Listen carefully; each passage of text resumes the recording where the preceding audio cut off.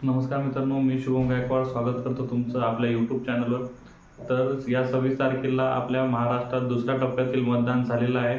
तर मतदान हे शांततेत पार पडलं। तर यावेळेमध्ये लोकसभेचे मतदान जे आहे हे खूप कमी प्रमाणात होत आहे आणि आमच्या यवतमाळ वाशिम मतदारसंघातलं तर मतदान आहे ते खूपच कमी झालेलं आहे। तर आपण पाहणार आहोत की कोणत्या मतदारसंघात किती मतदान झालं आणि कोणत्या मतदारसंघात सर्वात जास्त आणि कोणत्या मतदारसंघात सर्वात कमी मतदान झालेलं आहे। सर्वात जास्त जे मतदान जे आहे ते नांदेड मतदारसंघामध्ये झालेलं आहे। तिथे 65% जे आहे हा मतदानाचा दर राहिलेला आहे। त्याच्यानंतर परभणी मतदारसंघाचा नंबर लागतो, तिथे 63% मतदान झालेलं आहे। आणि त्यानंतर वर्धा या मतदारसंघामध्ये 62.66% मतदान झालेलं आहे आणि त्यानंतर अमरावतीमध्ये 62% मतदान झालेलं आहे। त्यानंतर हिंगोली मतदारसंघामध्ये सुद्धा 62% मतदान झालेलं आहे। त्यानंतर बुलढाणामध्ये 60% मतदान झालेलं आहे आणि अकोल्यामध्ये सुद्धा 60% मतदान झालेलं आहे आणि सरतेशेवटी यवतमाळ वाशिम मतदारसंघामध्ये फक्त 57% मतदान झालेलं आहे।